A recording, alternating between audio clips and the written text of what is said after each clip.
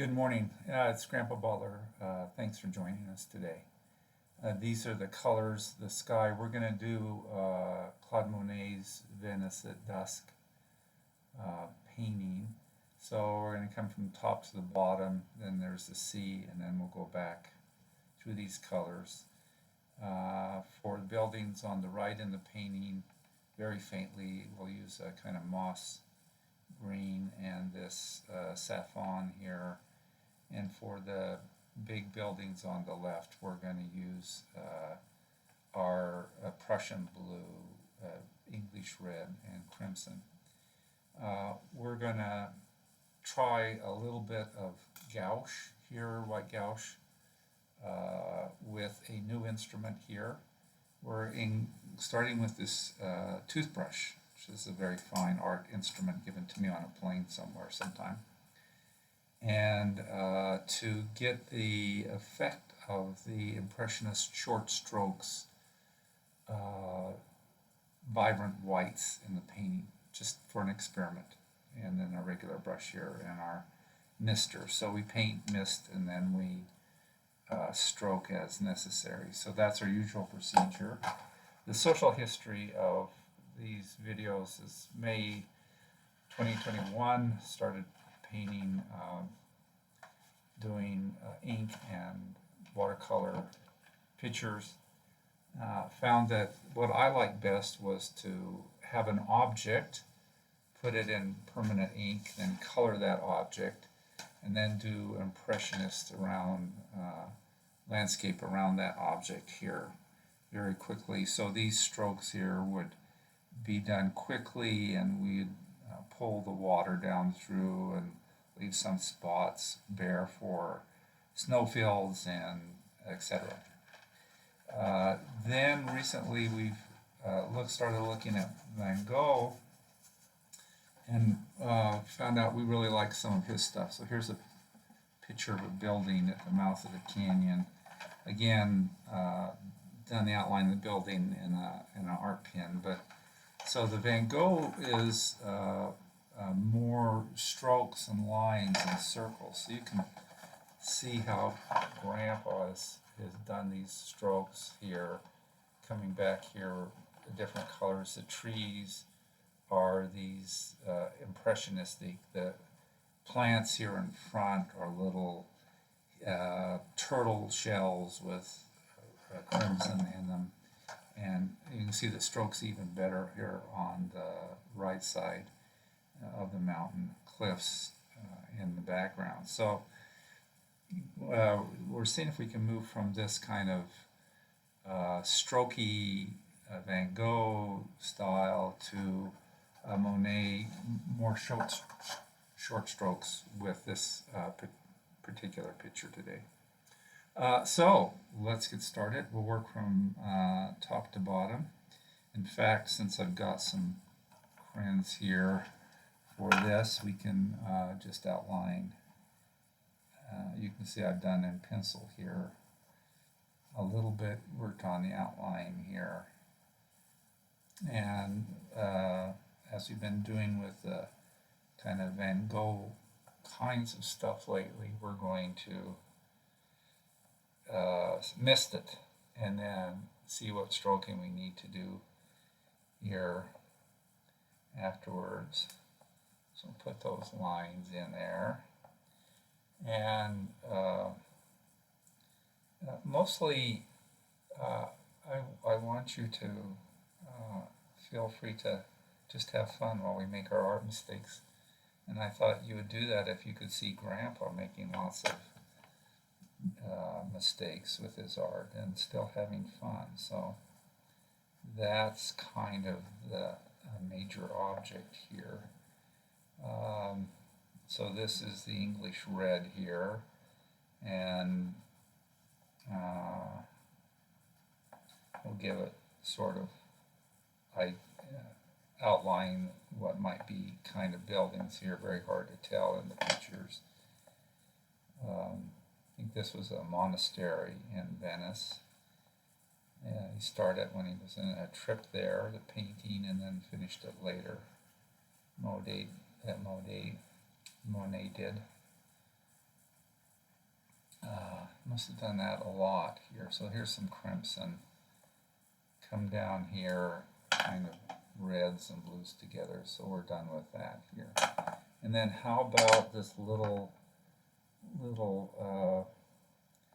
place here on the side, very, very faint in his paintings. And so what Grandpa's gonna do, and it's got this kind of different color of green here on the one side. And I'm not even sure I'm gonna adequately describe it, or if I need to. So there's our buildings. So I'm going to put these prints up here and start with the sky. I'm going to start top down here.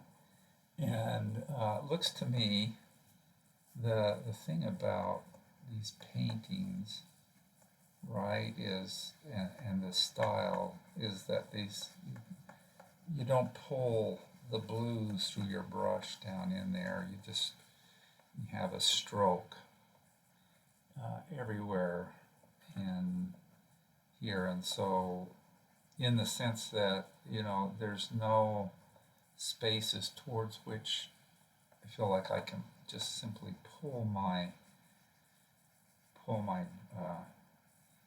water through some pigment and then onto the rest of the paint, but I feel like I have to cover everything. So, and that's time intensive. The picture I just showed you of the beautiful building in the mouth of the canyon, that took about 2 hours to do, and that's not bad, and it's surely worth doing if you're having fun in the moment. But I like to find things that can go a little quicker if I'm gonna see something in a chair in the mountains, and I need to capture it quickly before the sun changes or the moment's gone here. And I'm gonna do some different blues here coming into here. Now we have kinds of greens. We're going to have yellows. I should put in a big field of yellows. So let me do that here. And then darker yellows beneath it here, because that's the kind of color that dominates, I think. In a sense, the reds stand out, right? Because they're along the horizon and your eyes are drawn to that. But there's just more of this beautiful yellow color. And I want to do this darker yellow here as well. So I'm going to move that in here and do these strokes. I was tempted to do these horizontally rather in this Van Gogh kind of crazy up and down sideways style, but really when I looked at the painting, I thought, no, he was doing that. He is doing that not horizontally, but more vertically, and more than vertical. It's kind of at angles, kind of here as far as I can see. So different yellows here coming down here. And so the next thing we want to get in here, besides these different yellows, is our oranges and pinks. So you can see the pinks there. It's not predominant anywhere, but you can see them here and there. So I'm going to do them, and I'm going to have some overlap here. And I'm going to work on overlap, getting overlap here, and some of these spaces here. Let's overlap some yellow with the blue there, and some orange here.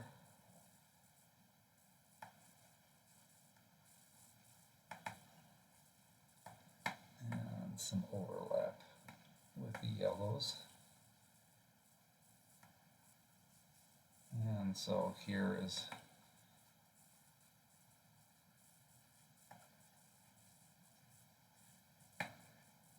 and then along the horizon we're going to have some reds here, and then we're going to reverse it. So all of these videos I do are kind of in real time, except when I pause to let the painting dry, or in some respect I've finished the painting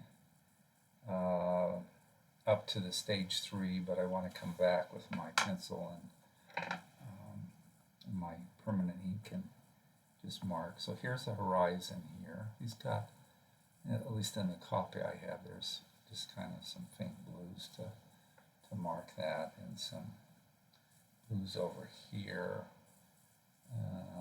With those blues, it almost looks like he has a little bit of green there. Why not put some pink in there along that horizon, and then we'll come back the other way. Now, if you look at this, it seems to me, and I've never studied it, never, till a couple days ago, never looked at the painting very closely. Even it looks to me like as we get closer in the water, there's more detail that emerges, and I don't know if that's one of the purposes here, but I'm going to put some blue here and there, and in the water as we get out further.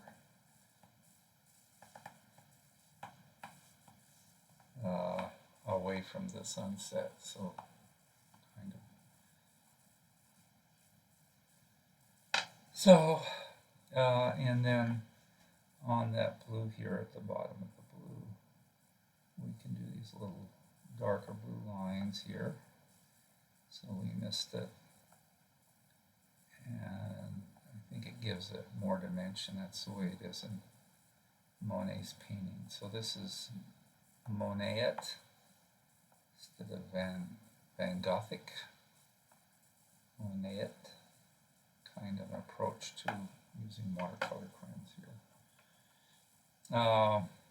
Put some reds in there, come across here, and when it shows the building here, again, lots of short little strokes in there, and as we come out further, we get certainly we get orange, but it looks like we're picking up bits of yellow too. And all you grandkids would be able to do this much faster than Grandpa does it. And I think that's wonderful. Okay, so bits of yellow here and there. And so sort of the colors are there, but they're not that kind of specific, you know, Monet look that we were hoping for, replicating, in the sense of it's not splotchy enough. And when you talk to your art instructor, she'll explain splotchy to you in great detail. I wouldn't want to ruin that lecture. Okay, let's do some misting here. And again, this is an experiment like virtually all of Grandpa's works are experiments. And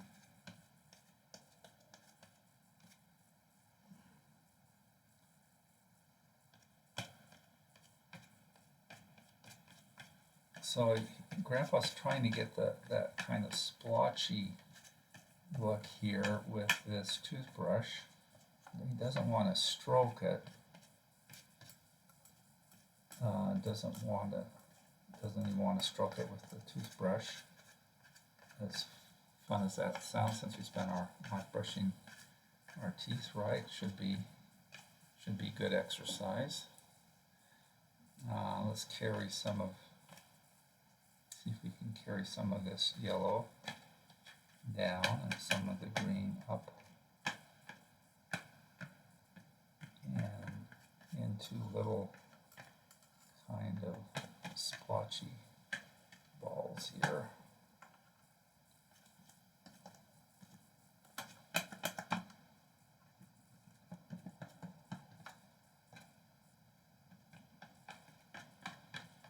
I think if I cut off the handle of my very expensive brush here before I started this exercise, it might have been a good thing. Be out of the way and I could just hold the head of the brush here.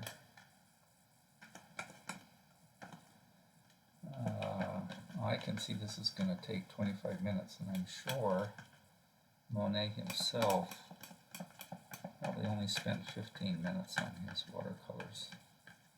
Right? But the idea here then is to get the kind of splotchy nature of some of these impressionist paintings in here by using a toothbrush and trying to avoid stroking.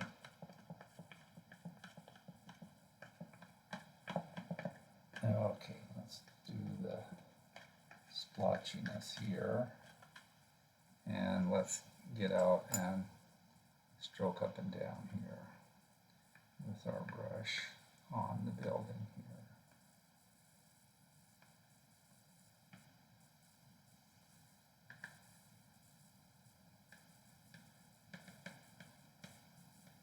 Now I'm just making this up here as we go along here. Okay.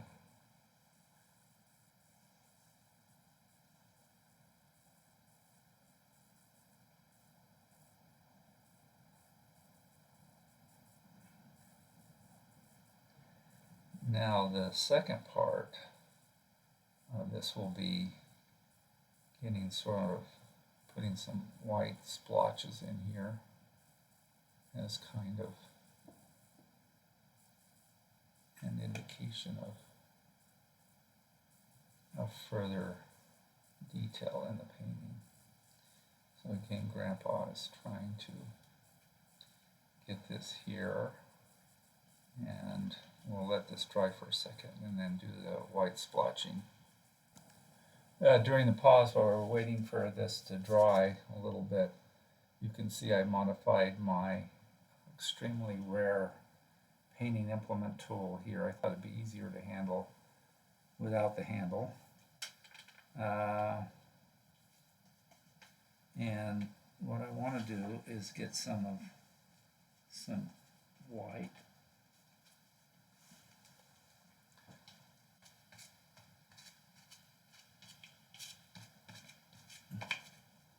Not even quite showing up, is it, in many places, but oh, there it is.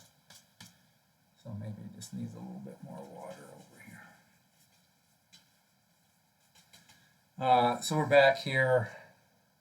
Ooh, that's a little too much, isn't it? Let's see if we can.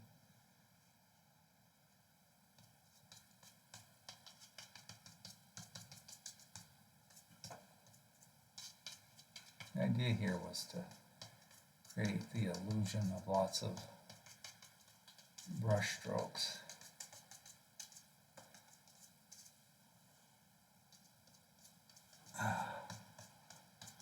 Well, this is interesting.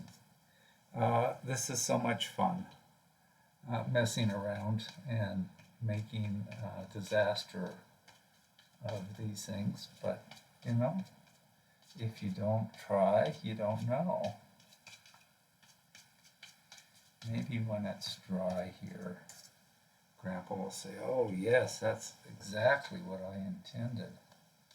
I may say that anyway, even if it's not true.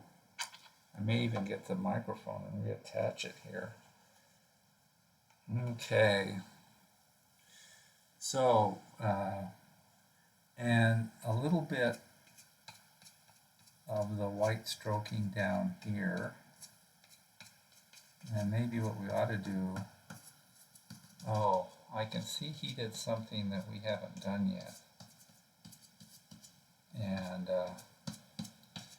And that is have a reflection of the tower in the water.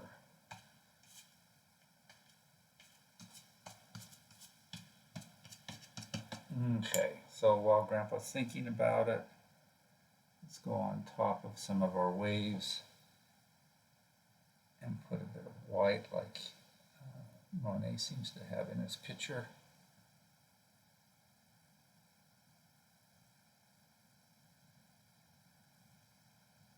And even here and there,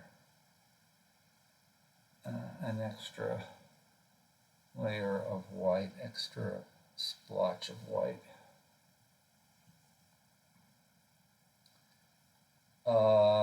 Yeah, this white gouache stuff is good for, apparently for splotching, doing splotches in your paintings here. So this is the first time we've used it in these videos, I think. Yeah.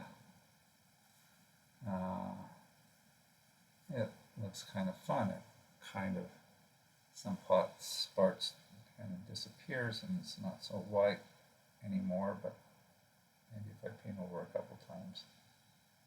And I said that there was a part here that we didn't get in right, and that's coming out here of the tower.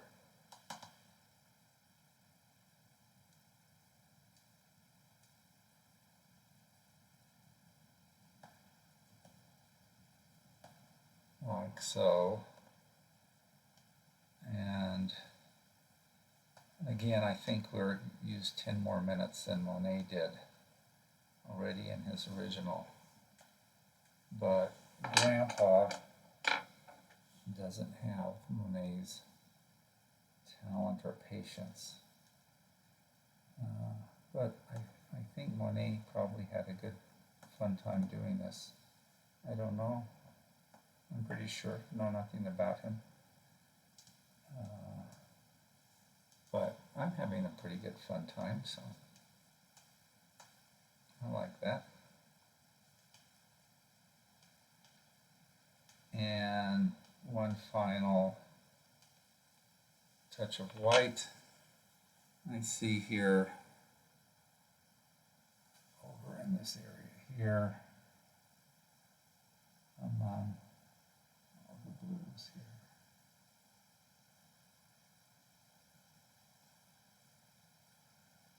And along over here. Okay. What do you think? I think that was the white stuff wasn't as near a big a disaster as it could have been.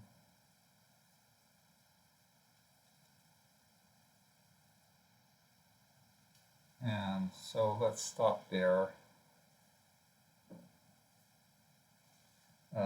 Maybe with quick stroking. Well, that white gouache, that loves to stay in your brush, doesn't it? Woohoo! Fun stuff. Okay.